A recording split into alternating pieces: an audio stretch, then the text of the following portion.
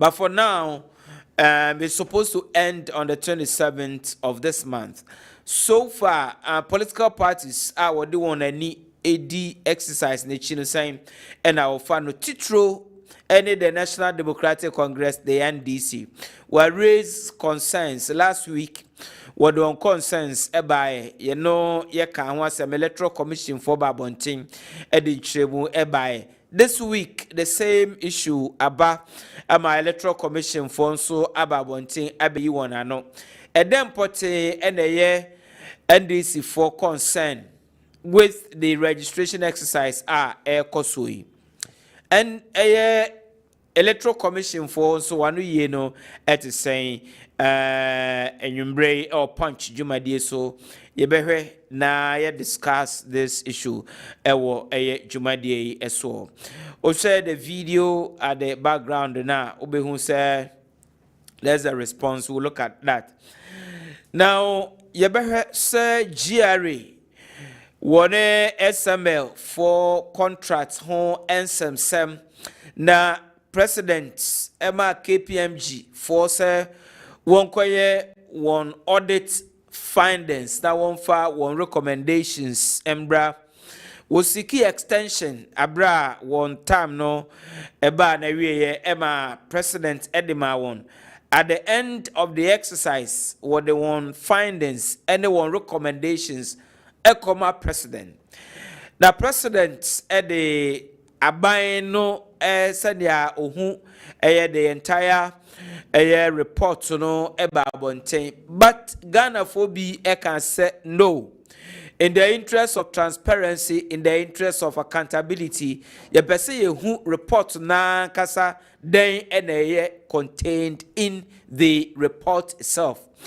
The president na wachi wa se report no yemfa nto abonten na obia entumi enkenkan na ohu adekode a KPMG for wokoye one audit no one findings a wonya enwumbre on ponchon Kessben yatra say na yedwen Ghana ho sabre yebehwe sa KPMG report as released by the presidency any matters arising therefrom ewo Jumadi eso.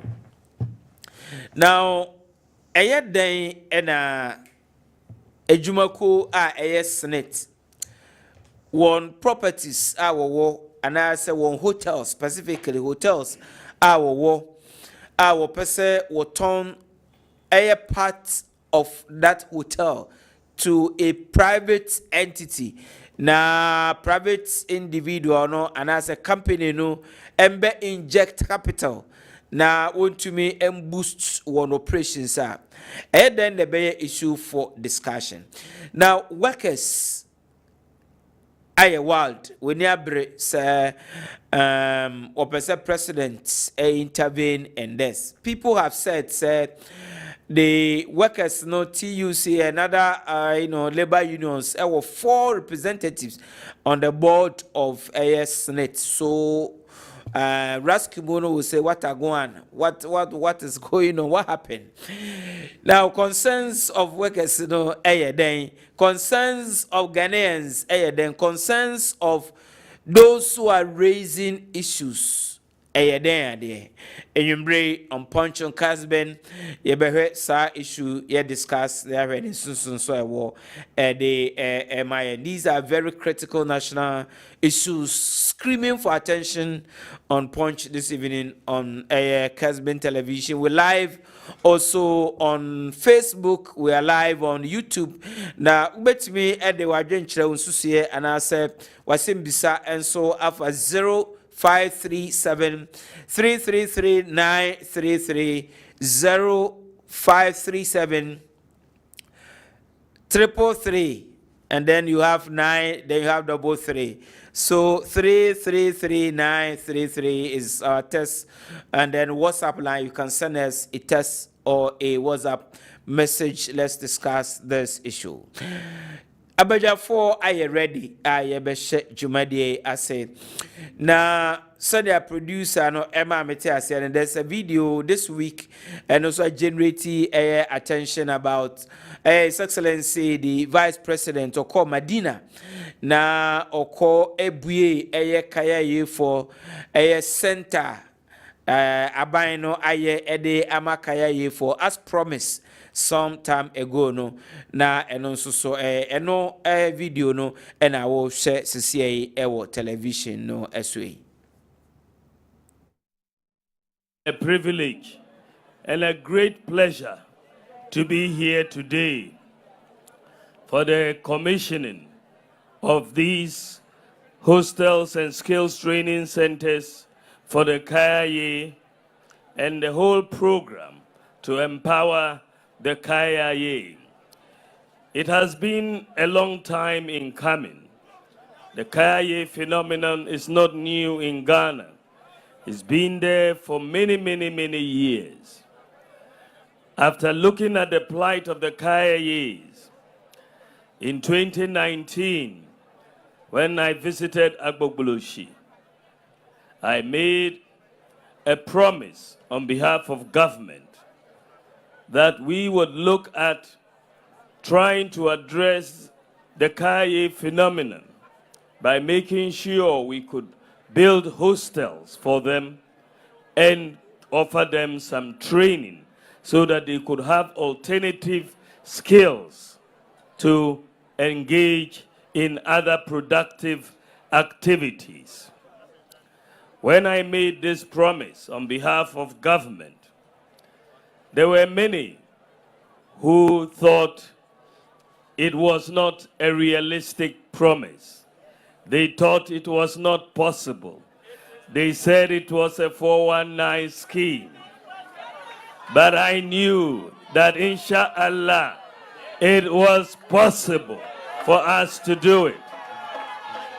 And so what we are doing for Kayayei today is part of a whole program of activity of our government to help the poor and the vulnerable.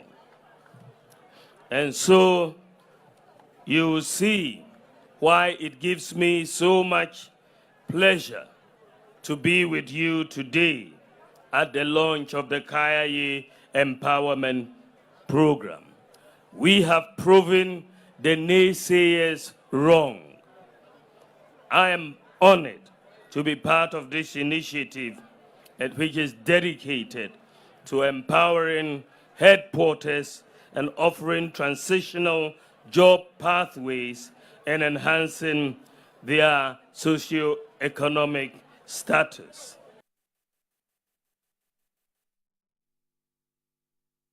So, His Excellency, the Vice President, Alaj Mahmoud Baumia, and Wutieno at the commissioning of the center was see to support Kayayei in their training and related activities, said they are kind to empower them. And no, any idea a course so a na wachi esuso ewo enkran Madina. Now, said the medical I can obeja for I ready ewo ha. Bewo Paul Yando, who is the Ashanti Regional Communications Director for the new Patriotic Party. Ewo ha enyumbre brapo memwajo. Na boko die. Oh, fresh. Oh, Mike, the summer me na. Once you catch the speaker's eye, your mic should be on. Observe where? Party. Oh, party Dana Council, Papa, especially with the registration exercise. Party for okay. That is the time I say Omo boy Juma Kasa. I bet down massive. Okay, so Paul Yando and I will share no Etieno Enyumbre Punch. Jumadie so he is the Ashanti Regional Director Communication for the new Patriotic Party. Lawyer Nuruddin Abbas, a Deputy Communications Officer. Substantive. Almost substantive. Okay. Nipa crowd, yes, I'm mistaken. Should compensate you with one foul. Yes, I was a bit surprised. I was a bit surprised when it came that way. So my apologies. Nuruddin Abbas, a communications officer for the NDC in Ashanti region. Lawyer Memajo. O Mike no on there. I am so. Boko there. Major also lawyer. Oh, Obi Ahoye. Practices say. Is there where we people? I am a real people agent. Okay. I got a bit when you solicitor's license. Yeah, Akakra. The young shall grow. Sanity. Okay. Okay, so and you bring a punch. Na yes, I say, Kessben. Wow, say, wow, say, and you bring one so. Udi mu pa na dwuma de ewie peye so said the wadwen kire etie se na wosusie etie say ya se bisa obetumi de aba 0537333933 and then we can have a conversation. Meeting at the Ohene Gyan lawyer, thank you, and I will say thank you too. I'm also communication officer for Punch. Okay, so the registration exercise is supposed to end on the 27th of this month. Now, Saturday, 25th, which will mean Ochna, 24th, which will mean Ene, 23rd, which will mean Sunday, 26th, and then finally Monday is going to be 27. Don't mind my calculation. So far, so what? Mr. say, lawyer. Mr. say, so far registration this week. Saying. Oh, wedding come here chair at the Shakonkron Ajebre, Shaya, Kessben TV, Akasafidi. So, Namenchia, a NDC for Mohe in Titru Ghana, Mampenina, Namununku Muba. His Excellency John Dramani Mahama, Obejo, or minor friend, ya name Potre, and Yahu here, Anado, and Dr. Baumia, and any MPP for a day. Akorum lawyer say, with the Wako lawyer opinion in the Winim say, Okoya Mamma anymore. A share easy, I think, under Article 42 and Article 43. Say a brano no. Onyen shisha ya or the betray pedi for the purposes of expanding the register.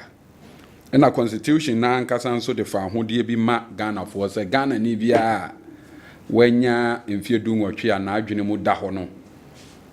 Eyo hye wo yisi ne so say obetwere ni di. Ba lawyer media nka me yakoye say Yema me Mensa and the current commissioners no. Or modern to anamu bi to Ghana for anamua. Ama dinchirono akoye or how kakra. Because lawyer, this is the first time since 1992 yebekwa a major election, yako full electoral cycle yanye mass registration. Lawyer mpajo utime.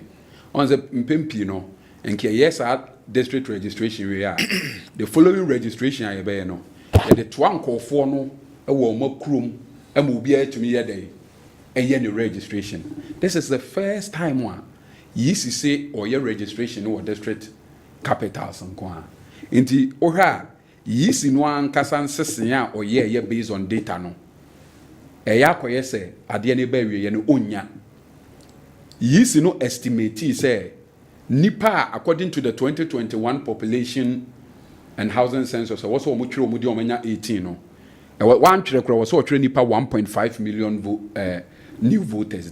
Yes, estimation no, and ne aka ebe nine na process na be 26 year da be. Sunday 27th never end. That will be Monday. 27th for end Monday no. Yes, afi no nam 650,000. Not just a yisi no ankasa estimate our year, because of a kwanya yisi fast to trade, Amani pabi branco chromo. Now the projection no projection. The projection there say be CD and I say in draw. Say your projection be or a just mere conjecture. So we and your projection be or you based on data. projection and years in a year, based on the 2021 population and housing census. So we demo your population characteristics are and kwala enya say na akodru. Na lawyer he say obi wo nyina hini. Now see a trading wo nyina hini. Now so obi free by reborn number 8. Number 6, number 7. Obi free tano duma se lawyer wo free tano duma se eba nyina hina ye district capital na I just walk of western north baby ani ansa no waye dey waba first the entire na nipa bebre ni kum voters register na ho ne say no na ye card ye dey bibia okọ bank ukọ ye bibia ye dey ye busa ba ne Ghana card abe replace sa de no enti ade no wan fa nto nipa no na boboa no a oni interest bia so obeye that's a registration and you're compulsory. The right to vote. On say it is a right.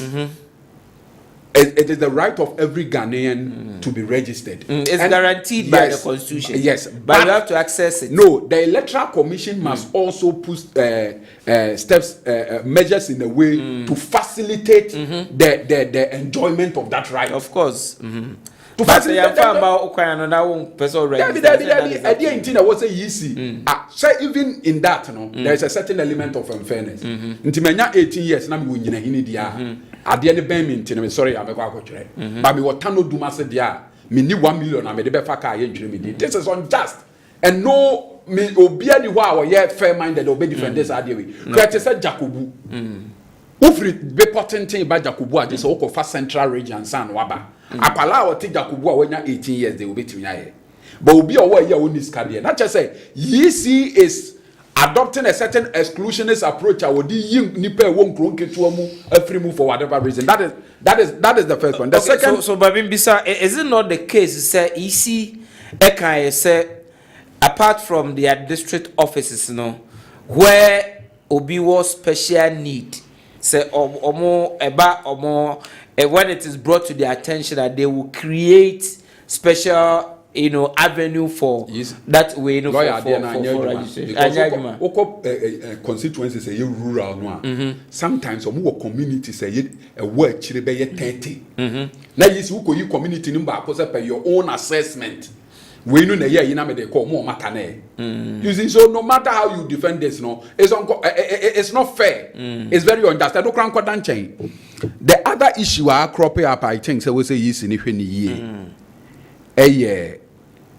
the some errors be a yes in making a border on incompetence. I say the current crop of yes I say a bon fitter be ya do cro mo ya hwe ya e betimi de Hawaii dey abreye 2020 aba lawyer ya 2 ye be sin dey case point results are Electoral Commissioner did declare Nanado president. You have to look through 7 different results and where you back. Young fan say no they are from so on by their course at baby. You share registration I say. Yes 1+1 crowd won't mean kambum. Yet we ko figures here basic arithmetics are. Who bet me the Excel keke crack or yes be kwa no akoye mistake. Yeah there you feel say mistake any down. Because yes no koyense ye bi dey.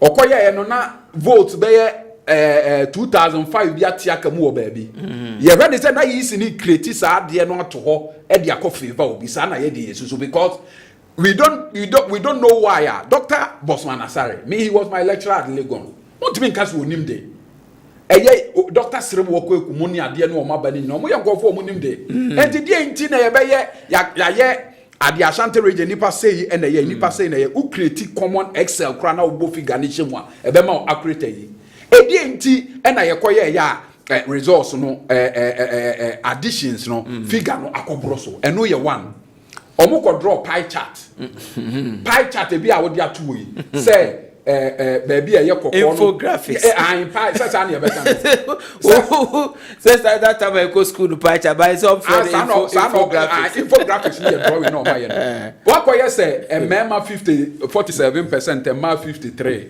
now we figures no wa ko dane no e dia in elections some of these unpardonable mistakes no e betimi do ye na ye dey aba edia ma me Jane Mensa na pamfo omonye ahweye by now, the other leg of the 2021 population and housing census, figure no akobro so eno ye 1 omo ko draw pie chart e bi a wo dia to yi say baby ye ye kokko no the other leg of the registration especially maybe who are media approach be a MPP for are adopted. A certain tribalistic and ethnocentric approach be a so me bana me bo me dey from me kwaku mensa dia ese me ntwere me din me be kasa ye frɛ me agbema bi ese ana bas no rudin dia wo se me nkyere se me ye Ghana ni it do most of consistently most of nkofo MPP for challenge them on the basis of nationality nkofo a omonye non accounts but there was a MPP for TAC say Ghana ha accounts nya accounts na doson accounts put together accounts asantefo enfantefo nzemafo say who put two omu together they don't constitute more than 50%. The other tribes put together no also change accounts no ntino MPP for enti na registration voter region ya challenge change baby voter region MPP nipa 3,000 register MPP ya challenge 1,003 so mo nye Ghana for yes you can say you adopt this approach ni bi wa e bi odi oye ni be dey ye beba ye can say no but why should challenging somebody no ekofa oye no but say challenge be challenge obi there should be basis. So be challenge me say me non-Ghanaian. You should have basis. Of course. Because at the end of the day, you call panel no. Wa legend on wo of course, yeah. In most of the time, you call panel no more. Muni basis bia. Okay. Not to say their challenge was on the basis of prejudice. Okay. Oh, the challenge was on the basis of say nipa no sabi on come see na wonya san oh ye ne say bedroom rebi no e the nipa ntiti mu be there but na ye to about voter rate na MPP nya bi. The last election, MPP had more than 10% of voter rate. Say I'm gonna phone on 2 years. Northern region seats are MPP krano. The whole of northern region, Okaboma MPP kra more than 20 seats. Now yes, the phone behind the quarter year. You get the point. Ashanti region, MPP munya 6.7 million votes in the whole of Ghana. Ashanti region munya 1.7 million penewa. It's just some kofobi or baby or 4 million so day. So it is about yes, and say UP, the antecedent of the UP Matemiho tradition. No, it was formed more or less as a tribalist ethnocentric group. And you introduce that. I'm a student of politics. I open political party. I attend one in fear. The 4 best yet. NLM. Under the Fourth Republic, we know all these political parties were proscribed. So you see, new era. We don't have that. But still, the go back. But still, the MPP refer to themselves as Danko Buzia Dumbo tradition, referring to that same tradition. You get a point. Then can say your politics then you know do baby. And now you want something for me NDC for your typical Ashanti be a dish, be a him for me NDC for. Sounds you was Srimphonian, other Richard than you are going on and so and MPP ni. Yeah, what Srimphonian so it's about time I be yes, will be back now qualified to register. Or ya Santini, I challenge or young Nini, I challenge no Islam. The moment I bet you near as in go for Kopi to say, we are saying a day, already saying, I just a challenger near Beko committee and him now wouldn't need anything concrete. Now, I just premature at this stage to say, Obi need something concrete to prove say challenge a or more, most of them call for more challenge 90% you do a more not just a pure harassment, a strategy and the electoral commission, Jane Mensa. This 2024 election, there is so much at stake. Okay. There is no way Nipa Ghana for one to Obama no ne call for beating day. I could declare abandon the Ayadama. And to Amonda, there is one thing a lawyer and part of Pesameka.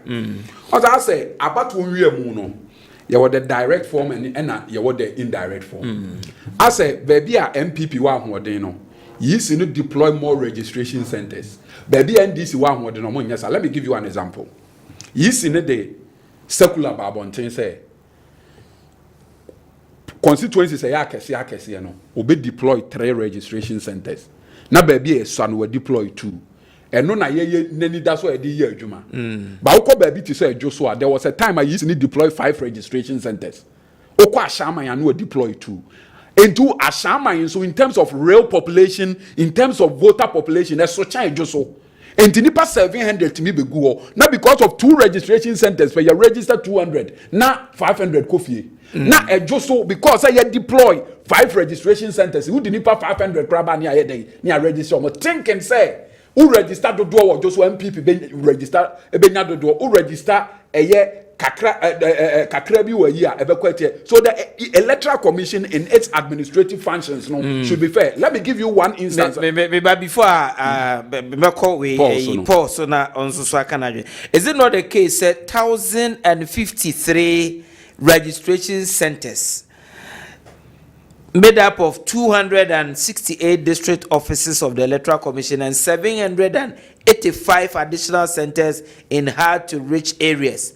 A agreement Electoral Commission, any political parties, and omo agree that these are the areas we are going to do the registration. You see, the Electoral Commission, on the Electoral Commission also independent into taking a decision no announcement. But on this, agree. You don't have any right to make input. And no na boycott you because also or by announce on that see don't get ya kosre. And yes, say obeka ba ka asem ne yentimi making input. Yentimi nsere oh boy wa so waso ya no. What so ya and no na enti I me be ya announcement ke Kennedy dey. But also on the political party. But it is not about the political party agree and there were about 36,000 polling stations.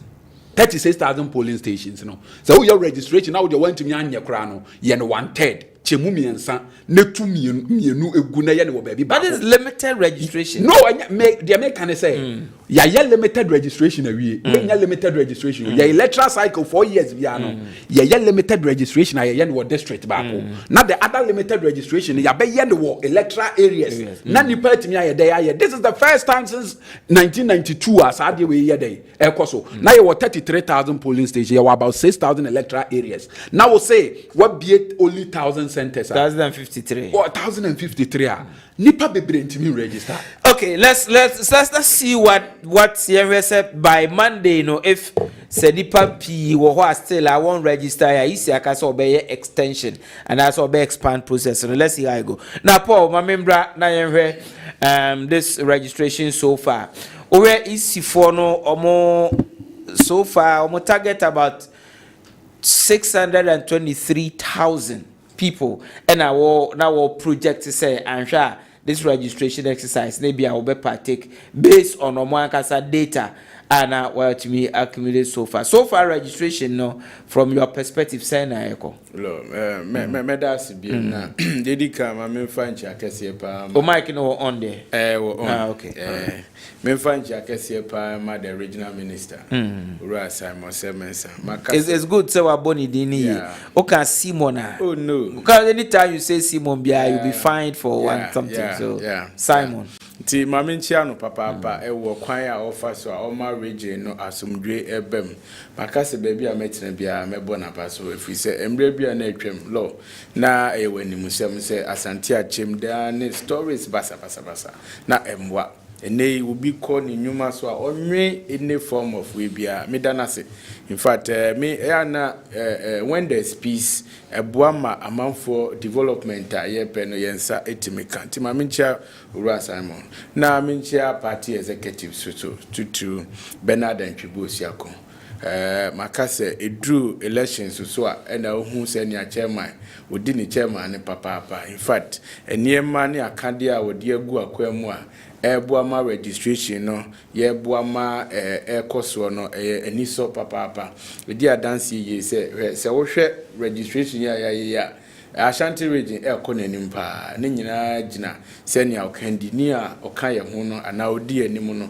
senia wo totototo niema me eniso kesi pa ntima minchia na anwumbe na communication team for so law me nkwa na mtia asem you enso so oma sheta wo baabia no pane anwumre omo bo adwuma ma me mbo mabaso ewo adwuma so a omu edie obrechi etwa ede ahomje ana law no waso me so me say obrecha wo se enye no na no peso ka nipa boni ni manu akosi boni but the American say o ye adwuma so a dachi bi ubenya so emfa so nti wo munku omo ho na omunya adwuma na mbo ama enema ntimi enkoso na minua so okoka say article 43 na emakwan ma yetro enkofodin wo registration anyasa anete article 42 rather not 43 43 no eka about appointment of people into EC na 42 no na kire time a obi a wo se otwo ni din na adwe mu da ho no ebetimi anti ma men correct me nua ewo saa we no enti akoba ne se obi a no a na adwe mu da ho na wadi 18 so ewo se utimi ekotwo ni din eno na ye ka chi obi bia se sa akonya no aba nti entena fie se be ya ye kira adwen wo man ni mu a woso betimi akọ na wa kire wa adwen ewo kwan a ye be fa so a ye be ma Ghana mpuntuo kese etimi aba ma ye nyina no ye nya so mfa so na so far wo hwe se nia eniema si kwa lo ya dia se wo hwe se nia EC projection no kro mo de ba ye no a they are on track chese 600,000 no 630,000. Yes, and they akabe 5 days to wait no. You know around 500,000 which means a projection no. They were right. What you say? Into anybody who will say omo anya omo nyama ye and those things you know they up to the person. And most of nyama so omo kan no. Lo mo ka say big investors na yinimu no omo de case ni bi be ko ho ansa na hard to reach areas so ombe ne sa ansa na omo offices so ombehwe ama registration na koso. I think say yes sha se no and there were hitches 1 or 2 bia eba ya ama eniema anko senia esitie na me kan dia dance say in fact my tour almost all the centers ya ye bodin was antimantemu unza ha na medi medwuma so bi esu naniwa na ukwa ene meka cho say you spend less than 10 minutes ewo registration center. I think that earlier on no na nipa bebre na a triple to the place intino ema congestion ne ade ebaye but see e de meka che say ebu okra omutimi tenase be 30 minutes na obi akra mbae na no na me fa akonye so na mabo me party for abaso ewo senia omo asi ade ahofama kese no atiesi mantem ne areas eko efrefre nipa dom no se wo mumbra because e hia pa de hia pa ne se nipa no ubedi kama ne din aba register ne mu kan na fe no wakọ ne so na wakyerekye no kwan a na ne enti a onto aba no emma His Excellency Dr. Mahmoud Baumia ene PCB a owo ne constituency nti mamembo mabaso ewo se ne omusi na ukọ centers ne so a omagye adwa ete ho a womo ehwe se processes na EC dia ba betum nyina no ya ade a ye hwe ma esudie no etimi akwakowie na menua ekofa tribal eniema by say we be din di say ya ni acha menua enye sanete lo ye ti asantimantem ha ohene aka akire ye se ohene pop nana say to ote banya akonya so na wama ye nyina ya tene se asante eyo man a chese asante eje ahoho eje obi biara eka ne ho oti ase mi hu anywhere wa ba udin de Nuruddin Abbas nti ye place challenge ewo so mi hu bi da ana mi hu se ekoso mu a mo ye sa ne ma no na mo ye mo ma ye hu ye hunu se mo no da bia no mo stock in trade ya da bia no sa traba ne ma na we ya say be ba mu Nuruddin me no wedding komo ye ko da bia de na ya wo I could do registration me se me ma wo ntwe udin ana se so far me hu bibia sa o ti ase na bibi sa so ba e ka processes no bi o ti ase let us accept a fact to say a process ye mananya adwuma so obi feel say we kwan a offer so dey throw ni din no emwa ema ye nye we ya na ye ntimi hu ba bia wote yi a was say a sa emra kwan no efa so but say ye bomma na me mpene me throw ni din na ma twi kotokuro na we no de I don't think that is the right way to go so amount for challenging moma me it tells me say wo mo ye nkrofo o mo di emra so rather than say enye me twe se kan ana say me di aba mum na be solve sa problem no what you say nti me incite people against their anyhow me hu bibia sa What you say? Ye nyina ye nipa baako a ye nimu se nipa dodo no twero wo mudin a ye responsibility ni se ye bekọ nipa ne ho ne ya kire no nyenti a onto abama MPP rather than say ye be prevent say mane twero ni din. I don't think that is the So way. is it not the case that targeted challenging of some people from based on where their dialects, where they come from, or their appearance, whatever, mass challenging MPP strongholds? Me tesi ya me ne woti here me ka say dia me hu free northern region Dr. Mahmoud Baumi akọ senya amanfo ya gina tumuo na obia no di nachi na okọ ye kra no gonja hene mu a asi no asomdwe hene wo baabi a Yura John Dramani Mahama efrie no. What you say? Anybody with Nuruddin Abbas or whatever, cast or Troni Diwa, I don't see why I have to challenge the person. What you say? Nipa na ye no ye kwato abama no. What they say dinner be. So I didn't think say nipa na be aba no or Troni dia. I didn't think me preventing no. Moreover, there me who from north no so no. E can be bitre me pa say acceptance and overwhelming endorsement akoso. Eti logically, no, we are strategic politician like myself. There's no way you need to challenge. What just who say omunia prekope between the two omunia no no. Sa onuya we de onuya wo wakumapa wadwi nipa ho say amri ya law wudi kan ede eyi betu wo ya Kayayei fu ayi nimu omu say wo mu de nka da ne da yesoa niema e na omu cha akoma no ayi nimu say under NDC time they are no mutimi ya ne say president mu a Kohun Kayayei for na solve one more problem. What you did for them is a mentor pine can see so saying the crowd woman. Now Monfanko and cost 1 year market.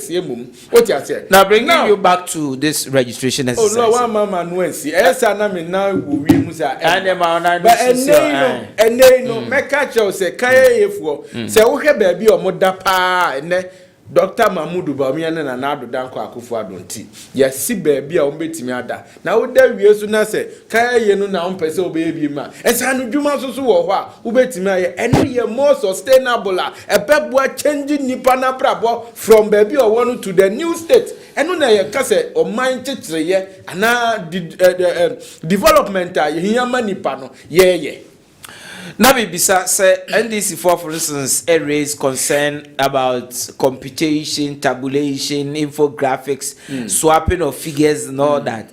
And no any concern Emma New Patriotic Party. According to our current national chairman, NDC has a problem with calculation. What you say? Anytime I cast a cotnasi, not tablet be vibrano. According to leak tape a buyer, no wajatum say, now same way as a but I was worker. Say, you can't so moon tablet or more results of mine. There was none. What you say? No, I'm responding to. There was none. Oh my yabi ama. What you say? What you say? Oh my yabi ama. Eti debiano and so no more nam wiem e kachobia ya din kunim and edi na original so din kunim. My pastor say ukra figure. You can't say court no unfair figure bimra. Or say my lord, I'm not here with any figure. Mebwa. What's the evidence? What need any evidence and figure? NDC leak tape. I Bible or say NDC for problem with computation. Leak tape bear. Oh, time and I say don't get ya the chairmanship no. And Okoshia NDC for. And what catch on and 70 boy any ya. And go bed in the general secretary. Nanso so no e kwan a omo fa so a ofoso mpafo electoral tabulations ni ade no. One pennies na 2020 elections no. Ye ka se omo court no. Na aboni pusa. O ka se omo fa results emra no. There was none. Results from the bar was the Kojina baby and a woka, Upamet anyway, Nabrel. Ukojina baby and a woka, when you was and Utin or Cotina Dakanimuno, or Cotina Dakanimuno, or Mupisan said, now results when he was in one Fabian because they couldn't do that. So me and this Nika challenge in own cry. Paul said to the extent say electoral commission for na kase wasisa one staff.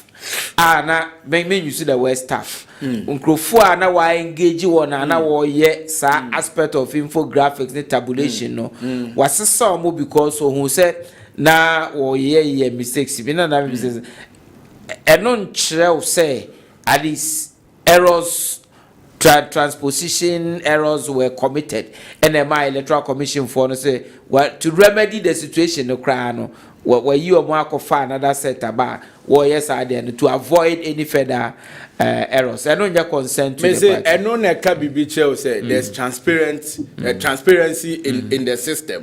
What you say? Onipa na ya accusing you say or ye bibi we no kwa say what changing. Moreover, I'm here telling you say who call sentence now and then end this for moto where motete hobia as reps. There is in here no amusi mu yebi. Anasa mu yebi. Samu yebi dia. And what is your problem? What you say, Mamike? MPP for the area Teo. The almost so much a day no. Ya reconcile with them and everything. Samu to na mu yebi dia. Masem. Inti whether almost is some munipo or moya one you. Ye figure na. Any yes your target ya yes ya no. Is he on the target? Yes, also MPP for your target. Ye fee say any man as planned. Okay. It is a mood as planned. Now will be a change in nipa never affect him. Then you are not serious. Why are you sitting there? Okay. Abo eno wotrepa osima eduanai enso ewo punch jumadi so Kessben television. You have lawyer Nuruddin Abbas, who is a communications officer for the NDC in Ashanti region, and you have Mr. Paul Yando, who is the communications director of the NPP in Ashanti region. We are talking and discussing Ghana. Lawyer now also issue. Paul Yando as and some no award canon and some idea to pronounce why canon as I want to say and on one certain questions no answer. Yes, I am from so. Enye baako enye mienu emprensa a omo abegia to so my am from so lawyer me boa ene ye kan wasem nti we the NDC sim say so we communication director wonim de wo kan NDC sim say why is the MPP so comfortable with ade bi ayisi ebeye?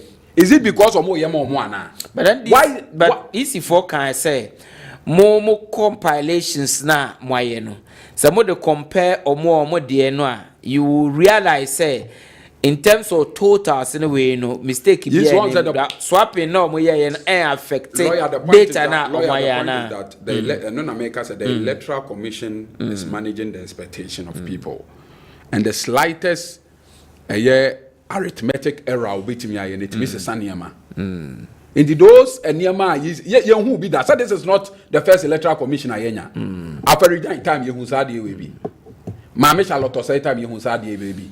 E dey intina Jane Mensa bossman asare monko abreso ne ehunu dismissed enye baako nyem yenu who declare results awa be mistake voter tabulation voter registration tabulation and na why mistake. Why is the MPP not worried? Say no, but lawyer so now follow 2013 Supreme Court election petition now. These errors, I mean, it came out transposition errors and errors. And there were a series of lawyer. You can't those mistakes at the highest level. Oh, you are engaging casual staff. Okay. Obi on nam have to me koye adwuma ma easy. And yet a mistake I in the polling station here come. I say you computing national figures. Na mami Jane Mensa was on no your baby vote make kan yama bomu no results enye baako enye mienu enye miensa enye night 7 times. Okay. Not just only the way enti where you cause now can say and this intimate tabulating results and I say yeah not just I say oh no one who now buy but the fact is that NDC and yan and say yeah and 8 elections are and 2020 and 7 elections are ya yen Ghana and NDC are in 4 and MPP are in 3 in the about woman in the any about woman yansa MPP mo may NDC a day baby 2020 namukura 163 seats. Yechinchimu nsaje be 30 manebek ebeka 137. But the American say yechinchimu munsa in a strategic way. Ye bo mu for your ministers bebre ye tu omugu ye. Enti enye yisi na aya na adwen so obeboa mo. And I'm only easy to Kessben na easy because any easy MP. Is it fair to the EC at this stage to be saying these words? Say easy na person or be na easy na person. What's there? Because of error ebia lawyer staff who drink as a lawyer ye nim staff our is engage no wo na wo kan ye de nim ni say ya madje mensa adwuma okay and in fact question staff be a lawyer you are a lawyer but he has changed these people and I won't hear enya no kre ono na ye mensa o share that lawyer tie ono je na tabulation lawyer you as electoral commissioner and the deputy sir ye wo ade a wo ya yetimi yiwadi eno na wo article 146 the removal process I the superior courts of judicature and one of them incompetence really say you take a figures but now the omu cry grounds for impeachment. Hey, okay. What have a couple of other issues. Paul, you have a bit on this one so that we come to the next issue for discussion. Obianya isi we isi zonye ndisi we oti ase wo nipa no na dwuma na oye oti ase ene wa hu ne se o ba ku mienu enko ye ntima fa nipa fofra oye umuni ya osikum wan kasa wo de akra no a we na ye kra no ontimi nye ade oti ase and lawyer you rightly said adisuade ne nyina no yesua 2012 ye court no we saw what happened. Otiase, as Faridian Kran near see what we saw what happened at Supreme Court. Our Munina no my say there were errors to be a pardonable, but doesn't mean say it may change BBR. It's 1 or 2 no is expected. Nina and the Hua, Yenina Baye, may say MPP for Yamaya Nida, the only thing MPP did in 2016, Emaya winning year, and he said, Ye making sure say Ghana for na Kotuaba. That's all. We were vigilant. If NDC mo person mo wenia, mo na was making sure say, making sure say the right people are vote. That's all. What I say, na koye say ye hwe say we mu enye ya mi hu dia opa da bia no yem fa referee no ana isi no ni enso pa no yen kan sem a enye emfa no ho you yes sir you are not being fair. Let the process move on or go on. Send ye be ya ebetima boama sa friend is saying democratic dispensation ya nyina expect no ye set maka oti ase the same thing ya wo kana 711 European Union for omo behwe about haven't you read the report say everything was done perfectly abuama internationally ye ka democracy Ghana is part munko na munhu say isi no eye bibi papa bia but nyamunti na ye ti wo man of Ghana for what we have to deliver unto them. Okay, gentlemen, thank you very much. And you share 2 main directors of communication for the 2 main political parties in Ashanti region.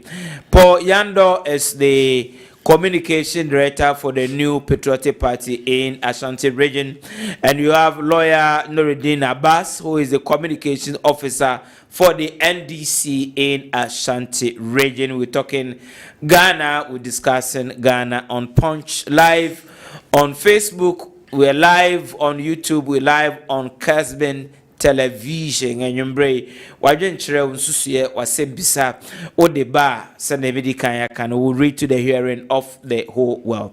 Now the yamfa electoral commission for and we hope is said by Monday if the electoral commission for now can if there are people who are desirous say you better register on now we're 18 years they are of sound mind that will register and also register. The EC will create an opportunity for them to also get registered. That is a constitutional right guaranteed under the constitution. But sometimes you also have to access the rights. Rights are guaranteed, but you have to access the right. So and also a civic responsibility. So far, our electoral commission focus our way. Now yembra say Ejumayefo was SNIT trustees for Ejumayefo sika yatete ayede ama SNIT say one fanye investment send ebeya obi ko pension SNIT for ebenyeska yede be manipa krona odako ahomjem. Now SNIT for sika ekodi wonsa no what the investment no be ena what the La Palm Royal Beach ɛno bi ɛna wɔde abɛyɛ Labadi Beach, ɛno bi na Rage Royal and other facilities. Now ɛho akɔhia sɛ SNIT say wɔpɛ sɛ 60% of one stake our work sa enyumayin for main hotels no wɔde ma ɛyɛ private entity, private company na wɔbɛ inject capital na wɔbɛ expand on operations sɛ ɛbɛyɛ a ɛde more profit ɛbɛba sa companies no. The processes na kwa ekodru baby until say eba abonten say adan ena one particular company ono wa win the bid SNIT for no guso a wo hwese processes no be completed na wa be take over 60% stake in the mentioned hotels no ekoba say honorable Kujeto abrakwa de beto abonten say Brian Champong the person will take side and abeye issue for discussion. Now TUC for other workers institutions now saying say President Imbram that you put a hold to it and say bebre. Is it because say Brian Champong company ebamti and this issue naba na any other entity and issue ana? Is it the case say SNIT fa kwamboni bi so enye kwan papa na otu saa na mono ana? Is it the case one hour was SNIT board no so no then the call ya entia 1 hour represent workers, 4 of them I was SNIT board no so no now adwuma 4 krona twa wo ho se won ti ase wa breko wo 4 strong representation on the SNIT board and some bebre and then this idea weber. Where are we going with this? Is it because you perceive private entity bibebam and I say it is the company that is coming in and I perceive ebeba meko empayinfo ho na menye wadwenkyere on this now also send the wadwenkyere unsu sie and they was sembisa on this issue. Let me say in free ho. Now this week the main issue for discussion abaye workers SNIT, Honorable Brian Champon, the company, and then some Bobria. Now, NDC for concern with this transaction, I want to understand. NDC for Nekasa, Ghana for Nekasa, because SNIT, a Jumaku no, a Jumaku bia, a Ghana Jumaifuna. So ye teacher ni, so ye nurse, so ye doctor, so ya by a Juma. Mpo, ye were ankran como ya ankran Juma. Omuti omonko for sika de yede ema SNIT said that be omokwa ahomegye mu a omubenya bibi no omonso de abo omo ho bra enti e beka SNIT is a trustee. SNIT is a obi a ono na hwe adwumayefo sika so na sika no gyegye a ode koye investment se ne be ya mfaso obe de ebeba so na wo de sika koye investment a emfaso eba so a eba SNIT ema SNIT nkofo nso nya hoto indi se wo di sika koye investment na wakoye no emma wuka emma wusika edi enti na wokoton ne fofofo de ma obi na won say wo hwe deal with SNIT, the whole SNIT deal no on say fit into the property grabbing democracy MPP as a political party or more practice on say in principle no yentia say aban adwuma ku bi wo ho a emmo ne homoden a aban say o man krankra ye dai abeso menya nne na ebe dai ebe hyase basa bibisa abekoso a e wo say ye dai e famra kwan so what you say na yen amanyofo no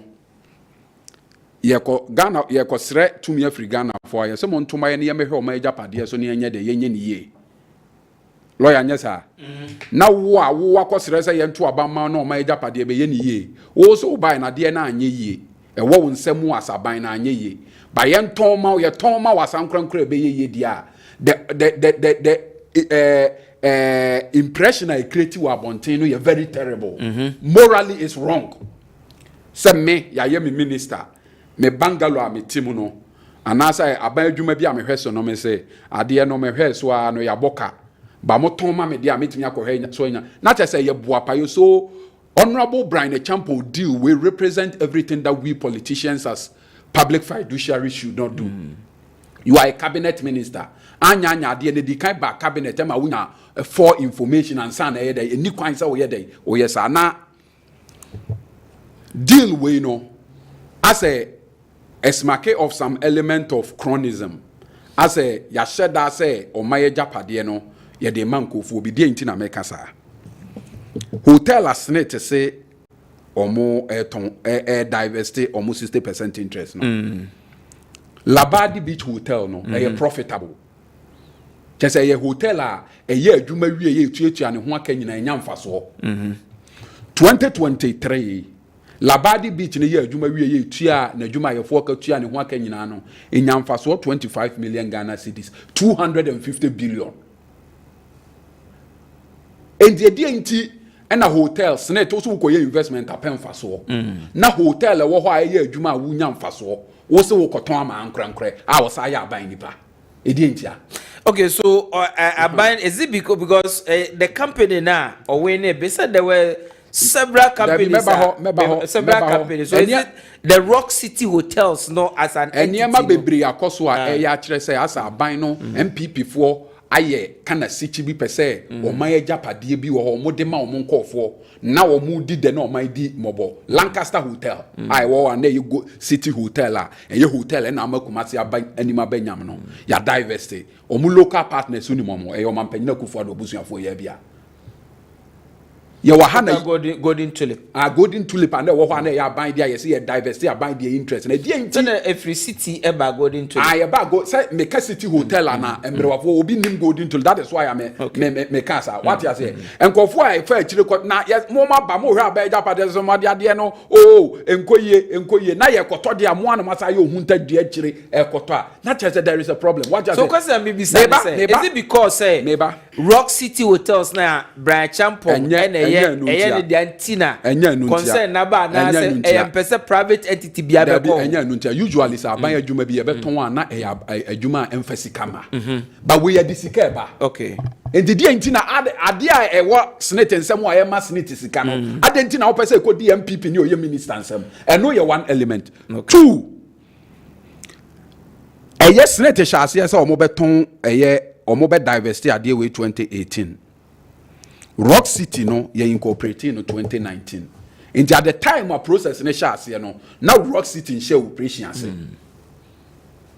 na 14 companies international companies na abede nti ye dey na company at the time I share adia ye share dwumadie na se na wono kra ni ho na de ye se wono abesan obi an ho a ono na awene ehona amafo raise issues of conflict of interest and the fact say oye minister nintino there is some element of arm twisting bi aye there akoso ebiew asa ya koye say SNIT any yewra Brian Champon we was setting unholy alliance as SNIT ejapade bi aye to bi an opin tender say ekoton Brian Champon na wene wo behwa 2022 so nim catering rest house wa ha SNIT was 25% wo SNIT 25% wom no mo ye so mo ton nipa bebre ba ye no Brian Champon na wene ye Brian Champon wene bid no SNIT epege omo valuation ni say $1 million because of CD no aye dey e depreciate no $1 million at the time no na 8.6 million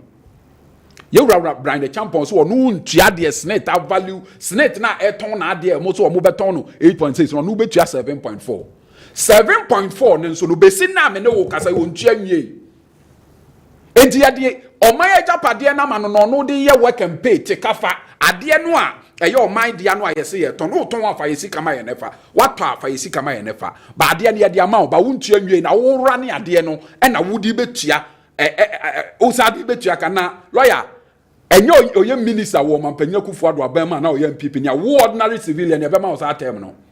No, okay, so lawyer, let me raise all the issues so we come to the question.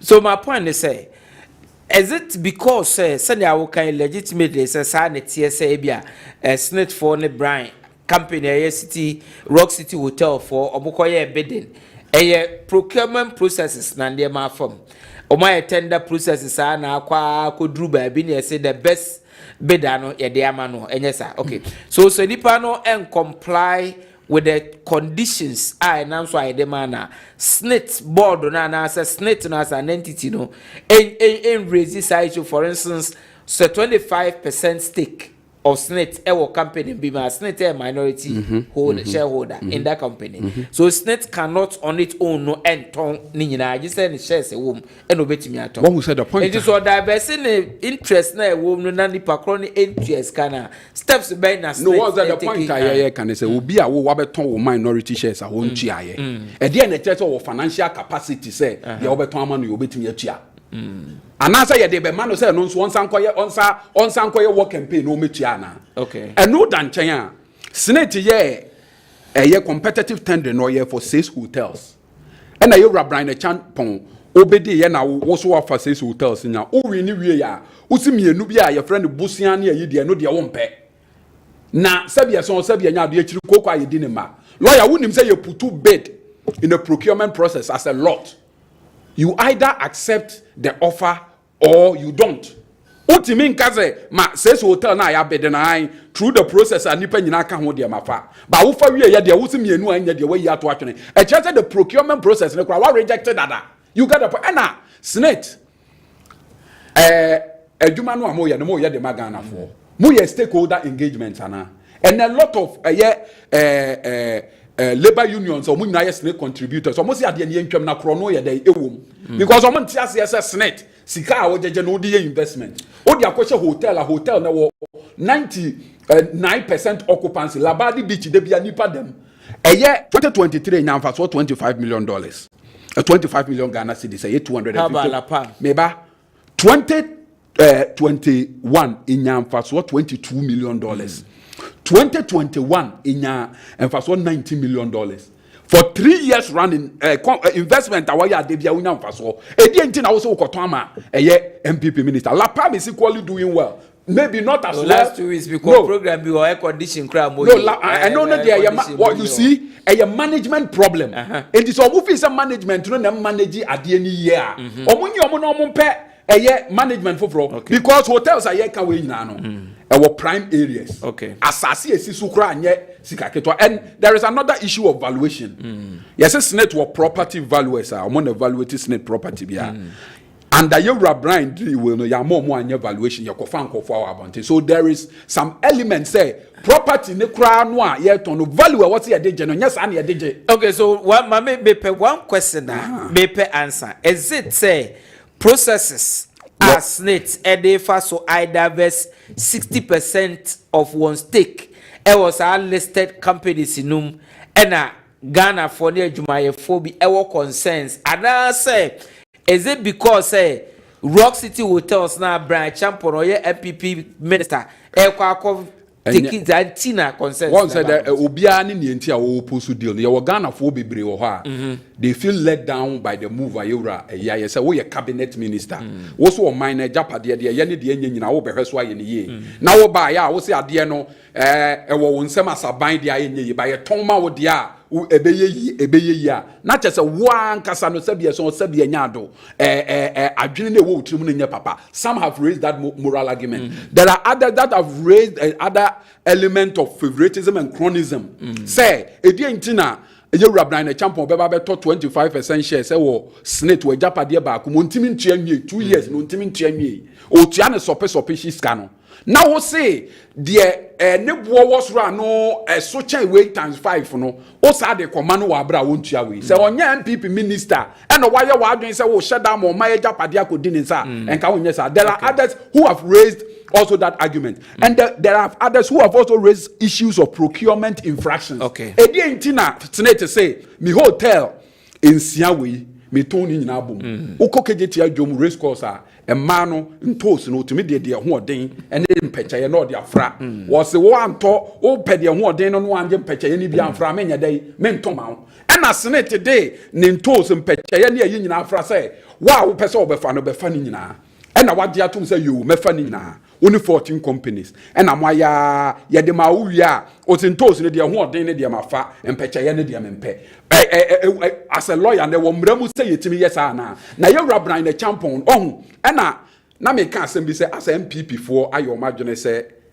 omo be capture some strategic national assets bi na mre bi ebebe bia ye wonkofo bi a omudin ereke ye ro safomafo ba Kofi Bosompem osafomafo ejapade deal no won ejapade deal no so no na di ni wom ono se ono na ekoye head enne ye de ne course ne ta no ma ye japade enso ye se ekot on ensem bi wo ho a oti ne ko but that process we shase call down we na se na shase process no shase e de nti e na SNIT besin na ye nya nwie ya onko awko ye with alacrity say okko ye no na process na ya duru baby but now no na issue statement e say there is nothing wrong wa bra ade ne shase no ni ho meaning ade na shase obetu ye nyino no so fo aso baby that answer na me we are aware say 2011 there was an attempt by SNIT to divest SNIT interest in these properties. One say the point is that one say no na me shase me can say in principle NDC is not against divestiture of properties state properties are and money home model. By the end in a property are mal profit and struggle also if you on this Paul. May I say we follow conversation with workers, organized labor, TUC, CrossAg, or Munina say hey SNIT. Why and all that people have raised issues say even if you're better and why branch champon MPP state capture and all that. What do you make of this SNIT and brouhaha over this issue? Medasi papa na ti said they are all kasamambe no message say o ma me kwan so na me so me kamasem na miti hey my health service workers union regional chairman for 8 years in Ashanti asana me ba mainstream political way nti eba issue with SNIT dia me wo ho ayi papa na meka se ti said they obisa anu wo ka se Ghana for na e raise concern ye kan wo mo adi Ghana for adwumayefo abro ene awudi sempa NDC for offer onimu se between 2010 ebesi 2016 workers 5% ni ehun ba bi asika yiwo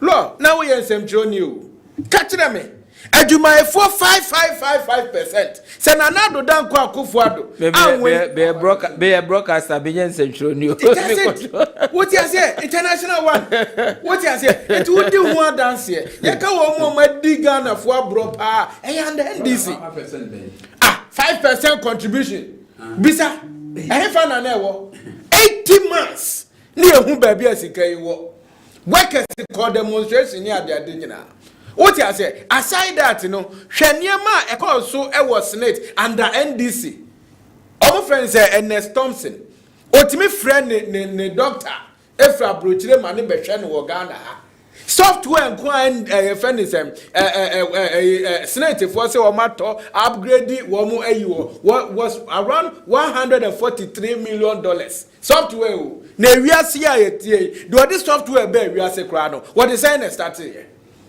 what you say what is saying in a share meaning eba eniema was SNIT ya ya tonton ananse SNIT atwe ne ho afiri ho a law okay investor mom friends merchant bank what you say why and a couple of busia or merchant bank ya ema bank ni gu ya workers nyina no your investment ko down way no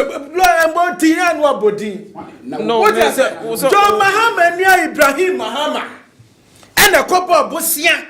It is na wanya John Mahama near e ko betima ko busia say wo a merchant bank for sika e ke de be ma no what you na wo ka obi but if they are wrong what you na wo come about lo ma me kan and say na ninua Ibrahim Mahama ya what sign 44 checks e wo port why na wo Ghana ha say wonya John Mahama nua wo betima sign check e wo port what you say why na nya John Mahama nua wo betima sign 44 checks e wo port it e meka chronism ne friends e kabi because wo nua ne de na ye west John Mahama de no e ye west what to aba ya to aba amwa lusu December 7th 21st, I think 30th of December, waluso. Now what's nasi?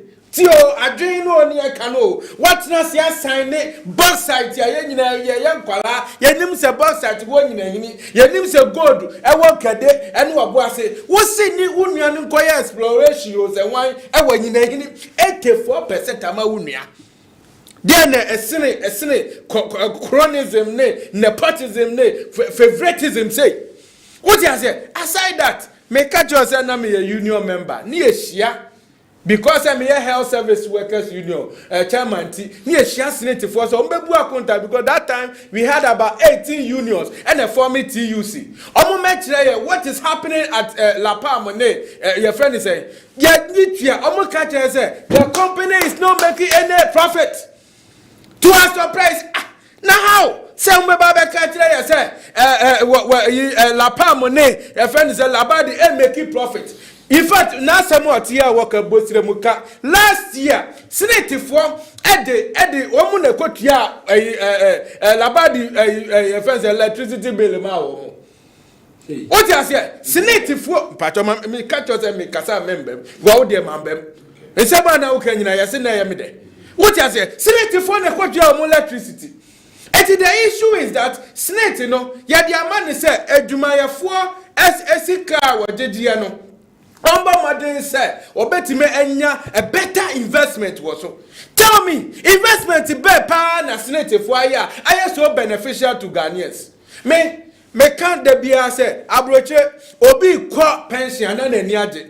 Ghana kwa ni de letter bro say, o kwa pension. Na opekwan bia obefa so obeti ni mfie so.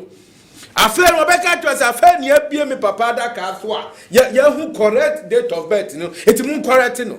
As I speak to you, or call you a Ministry of Education, nipper over 12,000 as your date of birth, near correct.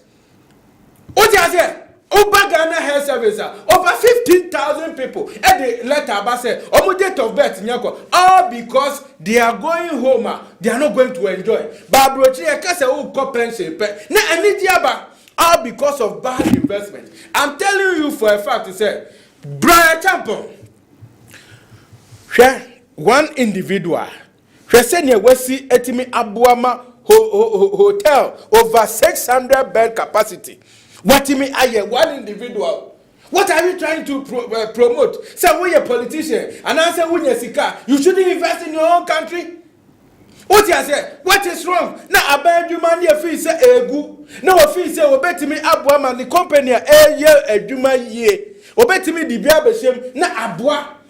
Now want your man your friend is saying ubeye investment now you are not getting anything. One way you cry 40% in a cost SNIT one. It will be beneficial than entire 100% now. No munyani say. So pause. So where eduma for I na wabo red and bands actually say. Kwanya SNIT efa so divest sa 60% stake e dey ama private entity no. Yes. When nye ho na obepese wo put hold on it.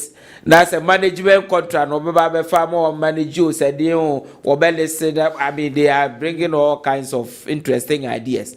I don't suggest say enchre wo say the idea say private entity may take over adia wonim say eye won daache no wani nyi ho mamen ka se as it stands your pension ye o mai mu no 5% of your pension no it's being managed by private sector because lump sum I was a SNIT ma no ya de ma wa na wukowu what you say energy my for now who say no SNIT investment in nya ade eboa so let's give 5% to private investor and no say see no one more mu be pension nyina no private for na be ma wo mo salansa that's here now too yes now your friend is SNIT for atria monthly pension no ama wo mo because all along no the oma ye bia SNIT for be TTB amfa universal merchant bank omo tena ho ema Ibrahim Kobo bosi a wentria bank na gu what you say answer na la pam ni minia it may say when we meet them and they are rendering accounts of these companies here, we have to ask ourselves, say yesika as workers, you know, ye pe baby e benya much investment, and I say eduma ni wo ho na enko na nimu no ene ye interested ana. Who do sika ma SNIT? How SNIT will manage it ebeboa ama wo worker what you may have for Sudiano, leave it to SNIT. And at this time, no, and you bring a champion and a cockatcher SNIT was a Mutomo Chesu. It was listed. What you say? It was listed. And then the company. Let's explain to people. Say, if you are seeing my way, your company, a limited liability company, it can sue and be sued. Nipano, establish it, but company, company no edene ho a ono so timi ye bibi o te say o ati te say human being ba oka Ibrahim there no oka say Ibrahim but Ibrahim also had company a company no na or were beneficiary of ABS or can you box site in there. It was a company and not the Ibrahim as an individual. As an individual, but some company now Ibrahim no level of activities are across. In fact, number one, I'm a say 44 checks. No, let me who say company be assigning 44 checks to port. No, but the way back because yes, let me say company susu aye one. The level of activity no, it sounds suspicious.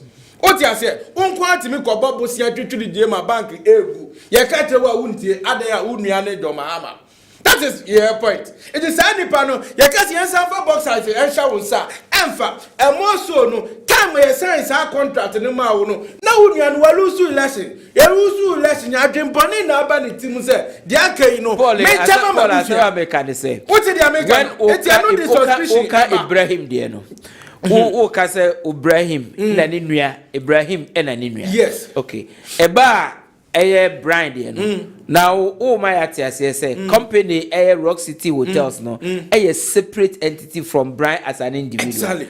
And America say so Seba Ibrahim na Ibrahim the company. Yes. And also a separate legal entity from Ibrahim the Kayayei. Yes. Should we not apply the same thing in this context? We are applying. But nipa na yes the company na what no motive Ibrahim no ade ye no.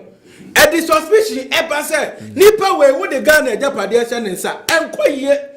What you say? By Brian a champion, what catch there will say. In fact, who call Eastern region? Who call her? I've been to that hotel before. Now me sure say Ghana ni enya sika. Now what you investing? Now nipa yafa wa mu hono adeketwa. I even told them say, "You list and one district, one factory." No enjoys our benefit nibi because nipa wafa wamu would be hotels over 600. How many people no befa wamu Ghana for omu be ye adwuma ho omo masi wamu say eduasa mienu eka ho why na be company say nim nia na say Ghana ni bi nkoye bi ni atuoman mu a when if foreigners ba we move with them and make sure so ma be hia wo mai bedroom 5 years no be tax now we madani company no how long can we continue to so Paul so does it mean say in terms of say diverse SNIT diverse 60% stake a private entity exactly say Rock City Hotels so say Amanamai business entity to provide the say the dividend papa beba with the problem. That is at the end of the day no who are contributor to SNIT. What is your interest? What the answer na ya cry contributor to SNIT yakoda lapam hobida yankoda what you are interested in say dia lapam and say labadi dibe breast SNIT ya me cost SNIT ya menya misika. That is what I'm interested. Okay. It is a SNIT to say this time around we who mistakes name of we venture into a proper business better investment. What is our problem? So the issue of state capture by MPP no won say state capture by ya can't divest implementation at a handful na dey buy our motor over 300 ema wo mo ho bisa no tie STC enye adane vanef adane hwanwan ni nyina na kire say city hotel ya o ka ho asemi hwan na dey call golden tulip. What you say hwan na dey call golden to that time na there. Okay. What you say? Chese NDC for any moral right to complain. They can't even talk about because mu call parliament call act say o man japade anyina ye ntonton ma ye ho. Mu na mu de ba ye over 300 companies and amu tonton Rollins say you told me. About 9:25 ewo punch Jumadie so ewo Kessben. Lawyer Nuruddin Abbas ewo ha enyumbre speaking for the NDC as the communication officer for the NDC in Ashanti region. Mr. Paul Yando is also here in his capacity as the director of communication for the New Patriotic Party in Ashanti region, speaking for his party. We are discussing SNIT, their stake, and then the attempt to divest 60% of their stake in the properties, listed properties that they have. Lawyer. As communication officer, as I will communicate here. One thing you say your communication officer. So why go personal? Responsibility that you have to be personal. Because what they are trouble now. What's Article 43? Yes. You are Article 42. Now Article 42. You see, you don't know. Me say Article 1 as a lawyer. No. Okay. Lawyer, wait. Lawyer, wait. Gentlemen, hold on. 43. Gentlemen, that was one person that's been lawyer. Gentlemen, hold on. Gentlemen, hold on. Lawyer, Lawyer, you guys. As a lawyer, please. Lawyers, gentlemen, just. Lawyer, please. Lawyer, I say you are deliberately. Allow me to also lawyer Mpacho Wadaroma. I'm hosting a program.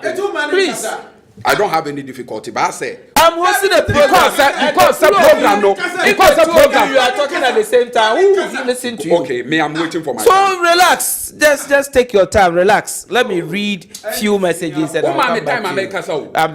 I'll read few messages. At the time I come, you guys you'll be cool so that you continue from there. Lawyer, please. My name is Thomas Yeboah. I'm sending this message from Adanse Dompase. Lawyer, please tell the NDC man for me that we are listening to the program, so let's tell the truth to Ghanaians. MPP will not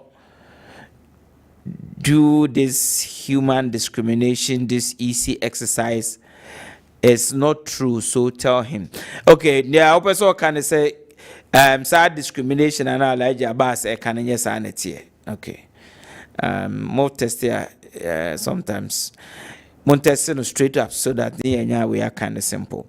Good evening to you, lawyer. My name is Rash Chacha Yape in the Central Gonja. Lawyer, please ask Mr. Paul if he does not see anything wrong with Jim Mensah. Does he see something wrong? Did he see something wrong with Charlotte Osei? He should stop his MPP government led by Nanado and Dr. Baumia said they did very well for this country. While struggling, Ghanaians have given you the opportunity for 8 years and you failed. So please, Ghanaians, vote massively for NDC and John Mahama and his 24 hours economy policy to save Ghana from the hands of this super incompetent NPP government.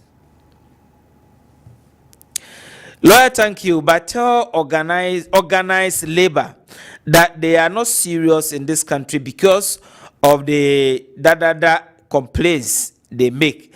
Nana Buaji Trimude she sends this message. Thank you very much, Nana. You know I don't read insults, please.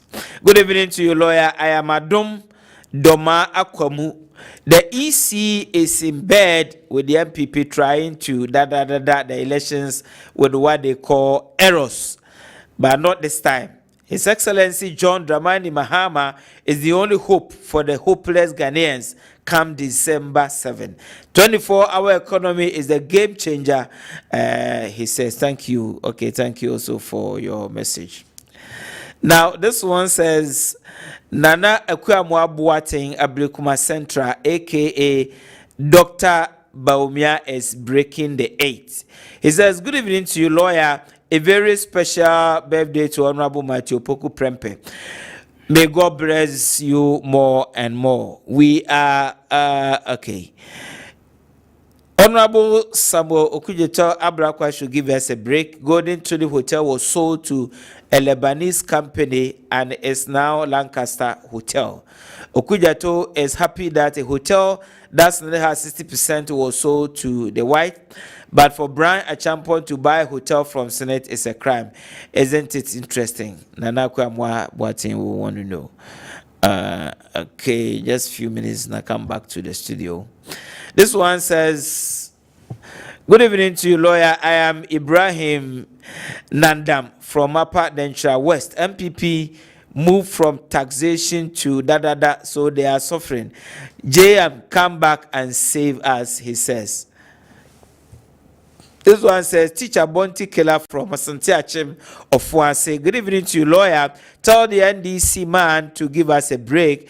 If they are afraid of MPP in coming election, they should tell us and stop the blame game. Big ups to my your lovely daughter Nana from Poma. Okay.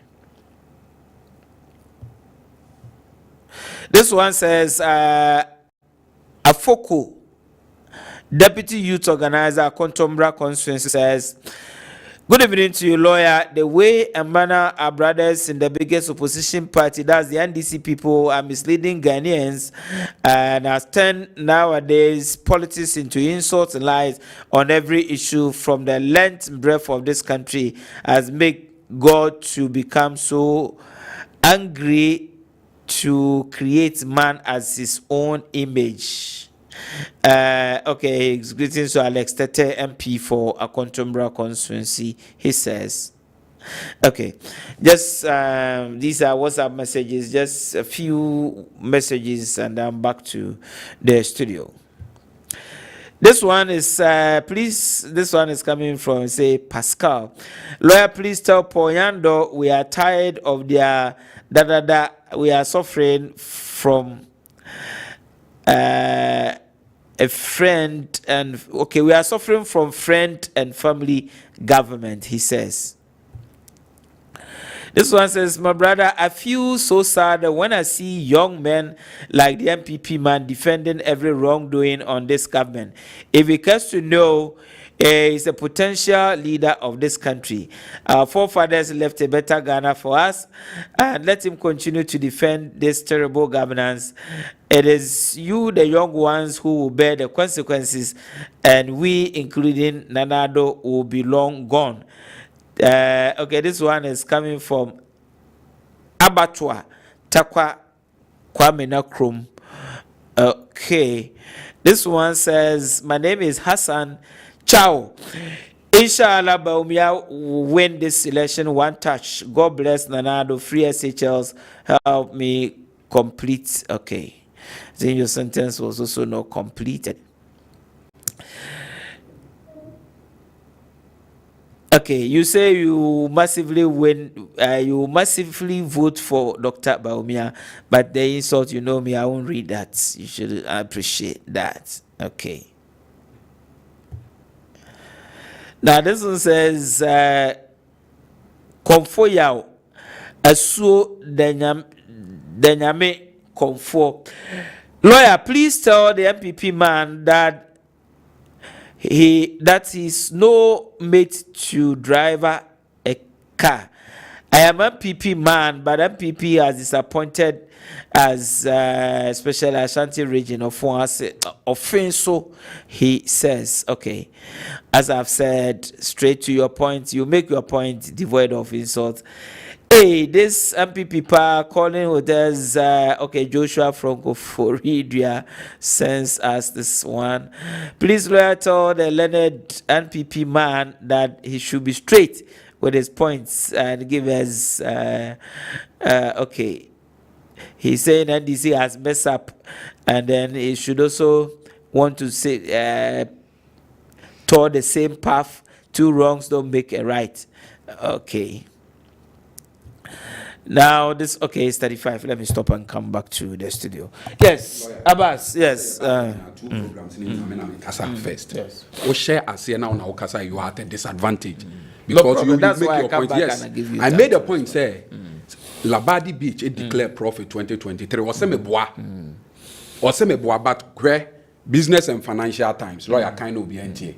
No, the Body Beach Hotel declare 25 million profit 2023. So if you are a communication director of a region, Now we'll be making statement. You don't check the accuracy of the statement. Now we'll be now a big platform like this and you spew lies. Are you me can't say boy, I know the attack on me person. Even as a lawyer, you are attributing lies to me. Now maybe prove una lawyer make us or no so in a year. I think so I'm attacking his personality. No, because we were going tangent. So the point I'm making say as someone make say Labadi Beach declare 25 million 2023 for Yando Regional Communication Director or some Business and Financial Times approving wrong. Say only 2023 lawyer.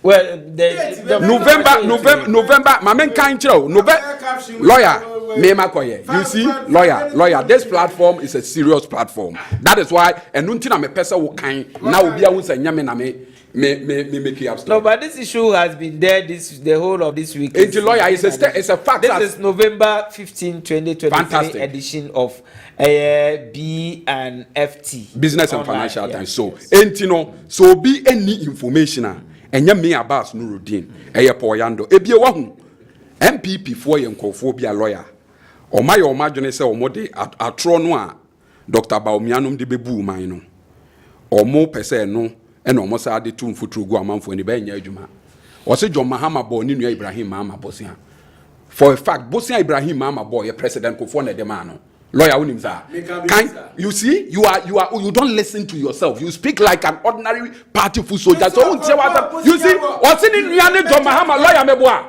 mamin kan lawyer and maybe prove what I say Ibrahim Mahama tua ne kakra ansa na merchant bank go meba lawyer twe lawyer hwe you see say na me catch uni information, you are just loud unim dia wo kan lawyer hwe okwa Ghana weba lawyer hade I don't owe merchant bank Ibrahim Mahama. No, maybe can story natural. But there are direct quotation. The member lawyer can lawyer tie. Or say speaking on OKFM's Adiache Bia morning show, the CEO of Engineers and Planet intimated that he will not buy a bank or construct a shopping mall because enya hani hiano me penny quotation no. Or say he reminded his accusers to note that he did not go for a loan during his brother President Mohammed's tenure as president, but rather during the era of former President Kufuor. Otiha lying between your chief and John Mahama Ninuanya president and as communication director. This is shameful. Many one can resign. Direct quotation. Or say I urge those attributing my tireless effort to make it in life, my ability to win contract and access loan facilities to the position of my brother, while stressing that loyalty, her direct quotation. Or say, I have paid my debt to merchant bank. When? And they are even asking me to come and transact further business with them again. So I don't own merchant bank. So as someone who hakan one, or say John Mahama Abreso and your boni Ibrahim Mahama, it's a turn out say you are a liar who need information as a regional communication director. And your man penyo for Abreso your born Bosia. Now bra merchant bank gunikurano now chianeka.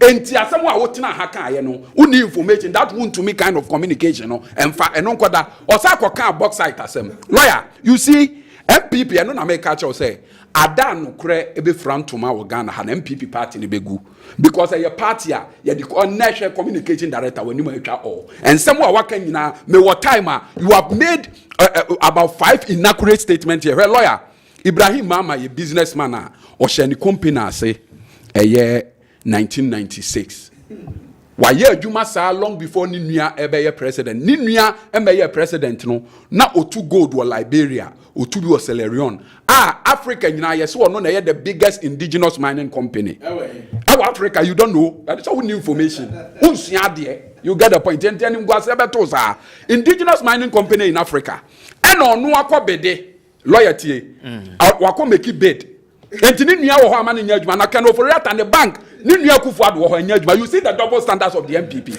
Kasa lawyer mpacho meba asem we the MPP for can so give me time to clear. No, but I don't have the time. That's the but lawyer say we a potentially defamatory statement Ibrahim are taking people on this because you have rebutted the statement. No, no lawyer both side assembly court both side as lawyer both side assembly court no court and kase John Mahama the box site be a man in asem o kan say ade no nka wo say call parliament for approval anko meboa say Ibrahim ama ye Ghana ni whether ni nua wo ho ni nua ani ho otimi ko bede for yi se ne kan oforiata akufo ado abreso ne bank ye adwuma na kan oforiata de akufo ado ho ne bank ye adwuma yi de onya adwuma parliament say court say anko for parliamentary approval na approval anko no sabre no na John Mahama na wo majority in parliament in this person the box site man in na party for the doors one and you understand God dey kwani apiatum so that's the question is that this yes on can the box on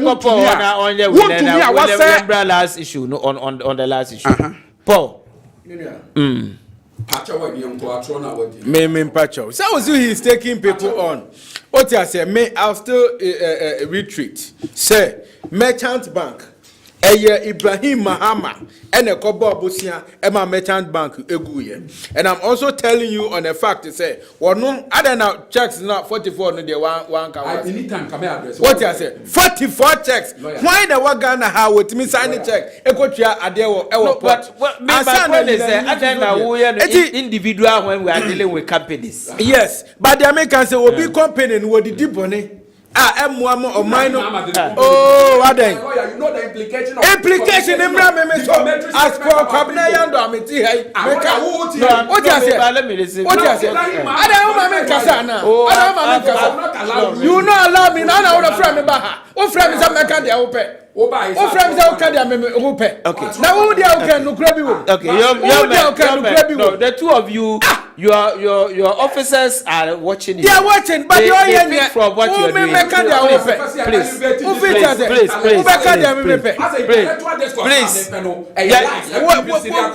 Answer your man. And this is your question.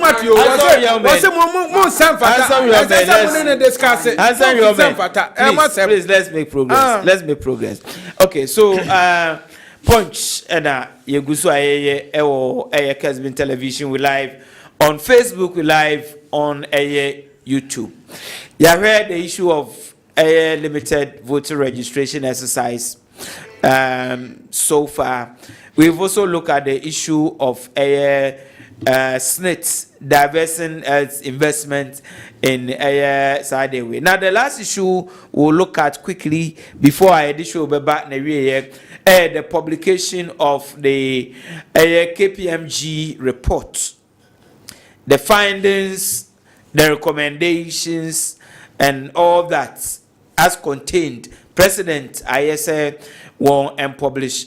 Ebiabo Nabasu say why say they about public so be to me accessing that information. Ebiaka says civil society na there near drain a put to pressure and Kenya there a beba whatever it is, the report is out now. Bidim support when you're crying I report. What do you make of the president's move? Or they report to know now? Or they about so be at me access it. Right. Lord Mesa do asibiem na maka say President Akufo-Addo de we nyamiama. In fact, law na akoda parliament over 21 years na yentimi pass onu nenya the courage to pass right to information bill and abuama kabimami kabini democracy ye nyina no ye pe ewo man mu no yensatimaka journalists why you free to access any information bi a wo fi say ebeboama wadwuma akoso enti President Akufo-Addo nyame ebehia no de ebi mai fi say waboa ema sanema we etimi akoso de ka ho so a share right to information bill no mu I think clause 5 or so no section 5 yes emma yes certain information bi wo ho a say the ma president nobody has the access to that information then so information here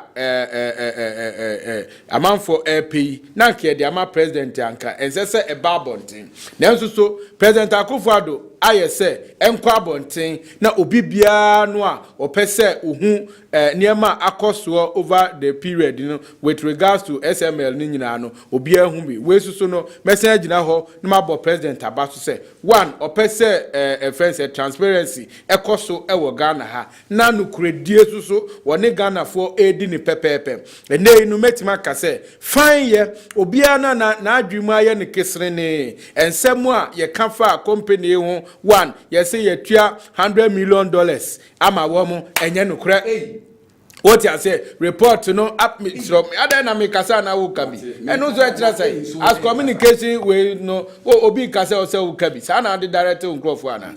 Eti asan so aba say ensem a ye ka fa wo mo ho say na nkense say o mo koye adwuma bia na GRA fo na eno so needs assessment no KPMG report no I establishes say there was a need say e was say o mo koye sa. Na me asma me ka nyina ne say hwe eba energy sector ya na me pese NDC for be kra be kapi because Ghana ya mani hunu a ye hu wo oman mu ene ya bebrese ene ejadwo a ye twa nyina ye John Mahama ne NDC a omo ba between 2013 and 2016 ekwan ya omo fa so omo di the energy sector efa so no enya eyade ana amwaye one ECG nko omo ton. What you say? Paul, say Adina. Oh, there be me. No, me, please. Adina reports about one thing. Now, President, I say, even though under the Section 5 of the Right to Information, Act, certain disclosures be exempt. Yes. And the Nkasa report way to the extent say na meant for the President Nka it me exempt under Section 5 of the Right to Information Act. But in the interest of transparency and all that, they are better about it. And then I will go back to NDC time, energy issues, when this report is what we are talking about. Assembly safwa ebia assembly puno. Eti minue wo babe kabi. Nana me magana for ahunu say eba energy sector enke say so omo kabi. Because KPMG report to na capture the contracts between SML and GRA. Yes. And this is Sembia Ambem, but not say ni nyina ye energy sector no. What you say? SML no dia na ne so mo koye. What you say? A fine way ye de kwa kohwese ye oil ne ye no ye benya proper revenue for the country. That time no NDC for ehwe yo no mo didua ne susu oil. What you say? And now a digitalized idea and ultimately say uko bu petra send digital with numbers and record. That is how a year abem. It's the maker say energy sector no send this for bekabia e na me ahomete sempa. What you say? Because mumu time de na mu di dua na susu petrol na ye this time around dipstick and e di susu na nya stick ye dia ana me chese stick e ka stick nya dua ye na na mudi susu na ban ya hu ne se ye mpe private way no GRA fo kra na e fa wo enya president you what you say na fa wo mo se wo mo nko na o mo nkodi wo mo dwuma se ne ebesi aboa sa de we no mo de yes sa KVGVG se de o mo de gu NCA fo animu asa e che ye bae no na o mo hu so what you say enkofo isusu lo and behold law ubedi adanse se dwuma so a de share wo mo sa no o ma ye magana ye nya so mfa so de pa. What you say? And a report is so actually and try mutwafa wo mu hu nyina no enya dia no kre. What you say? It is so be the scene and to say media mema prepare your akoso. What you say? Mema prepare your akoso ama buy no leakages are a what system no no etima ba mainstream. Why do you always come on the way say oma anya ni yie je be kwa hwehwe mu no na enya no kre then they will list it to omo accusations ne omo allegation they they are leveling on. No, but there was a private investigative way for state the Koya investigation. That's it. So why are you accusing? That's how we nyina no ka ho bi. What you say? I don't know accuse NDC. And that's how we nyina hye kire. What you say? The Lord the American say wo mu nyina hye kire na omo di push say sa de we emeto abonten na ensay ade a koso meanwhile no the prime objective this adwuma we ade dem fa so. But the report also established say nema bi wo ha ankoye. But the president gave them we say they should go and correct they should rectify sa nema no but the core identity established we need there enko omo aboa emasisika ba ya na se sika ma momo dia mo ti kra na mo di wi sika kra no mo fi se ade papa. What you say? Intimi no, mekane say, question I'll be say, president, but you're more president Abaso. Okay. Say, Adianka, Onunkwana, all the right to know, no, what they are back public, Emma Yenino, Yensa etimi akabe. And then I make say, right to information, no, grass and can pass the gradia, and then Casa demand we, and can entimi press. Maybe that's the about I call a lawyer on a major view on this. No, HRS Poyando report no ground Kanye. Or say an allegation was made, say, NDC for you say, you 100 million be report and see in says, hey! Adia Nanado cross statement or the buy no see a 1 billion. And then lawyer report and see a 1.4 billion. Poyando ne say report and see in I think say is very unfortunate. Communication director, why will government report or the above on team for one kind lawyer? Is it not shameful? Oh, please, why are you attacking? No, lawyer. Let's look at the substance. Lawyer, or no attacking John Mahama. As I'm not fan John Mahama. See, when Obama be Bambekoy, why do you keep lawyer, going lawyer, lawyer. Why do you keep going there? When Oko NDC report, I told him say a fourth state. Lawyer. When you do this, you create a question. Say, lawyer. Public debating is like conducting proceedings in court. Attacking the credibility of a witness is key. So be a witness who can't run here, can't lawyer. What's me attacking is that saying? Let's look at the reports, the substance of the report. Yes, or say NDC for and a year can't trust say you could 100 million yen. Meanwhile, President Akufo-Addo no ankasa statement or issue here on this say you 1 billion cedis. And the KPMG report say you 1.4. He's sitting here as communication director. One name she had the report now you can watch them the frontiers here. Lawyer, you see, lawyer, okay, key findings on a KPMG reporter. Almost no feasibility studies, no technical need assessment was done. But now note has a report and said there was need. And you may cry better higher day. As some no I can one casano no he only him dear be a crown. Oh, why you do? Yes, so lawyer. What is your the point I'm making is that on the release of the report? So lawyer, let it be established. Say, as someone for Yandoka say NDC for one say ye sika and the report ne see ye sika no report ne see ye 1.4 billion, right or wrong? You've said that. So right, lawyer, you're right and I say you're wrong. You're right and you're right. So for Yando, unim the worker. Two, was say a report ne say there was need. Now at the end of report ne say there was no need assessment or feasibility study done according to page 9 of the report. Communication director. My memory is so lawyer. Ope adia ba kwa na now donate Dr. Baumi MPP aban we ya. What all the trappings of create, loot and share. ASR deal with it. Edientin America, sir. Company utie there. Massem be American report in American for. Meme crying a report no are taking time to read. But no one better ha to papa so. It's a shame. Lawyer. Nana Akufo-Addo ba 2017. And I register company I friend of SMEL. 14th a year February 2017. Just an another bar by muno 1 month, 1 week near register company way. And you call procurement, you call public procurement, say, oh, my single sourcing. Niankoya Juma is here, but now public procurement say, company need capacity, be any experience, be anti. Yamfa a year, a Juma no muni wunim the more ye. Omo kosi sa omo dini free SM, EL, Edeba, SML, and Yafi the Juma na ye de ama omo.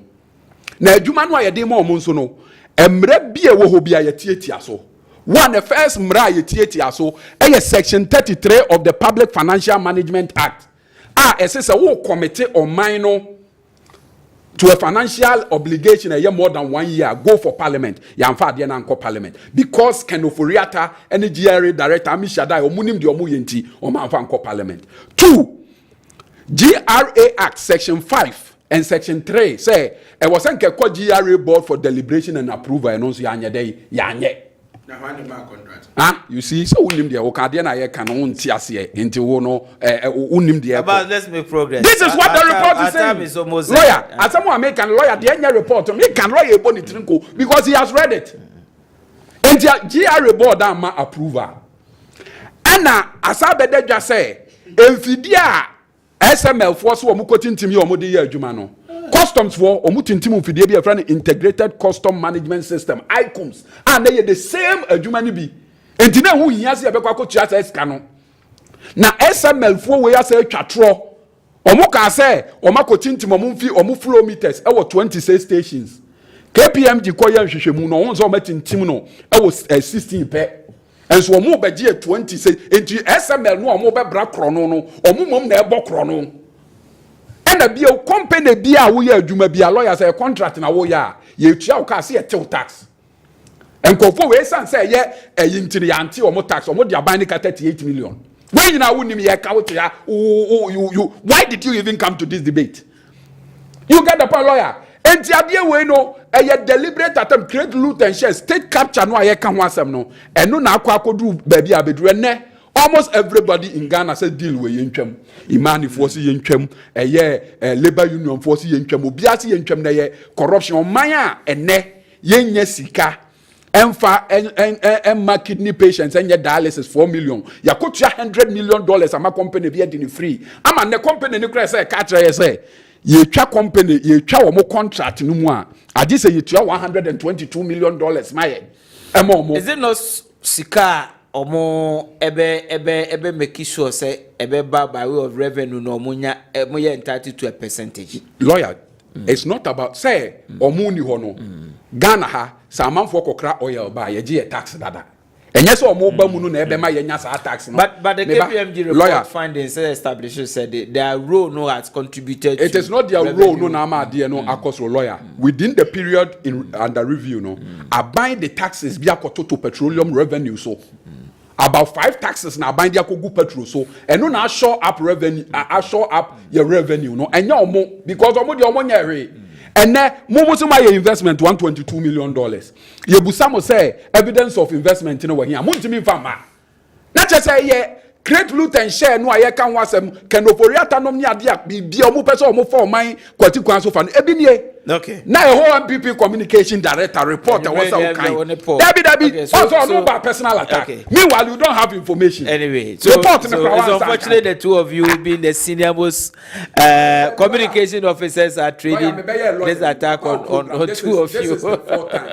We have intellectual and decent discussion. We have also had one today. Now we need information. Now we attack. You better attack now, especially when you don't have information. Okay. What you are done is what would you want? About 9:57, which means we have only 3 minutes to leave here.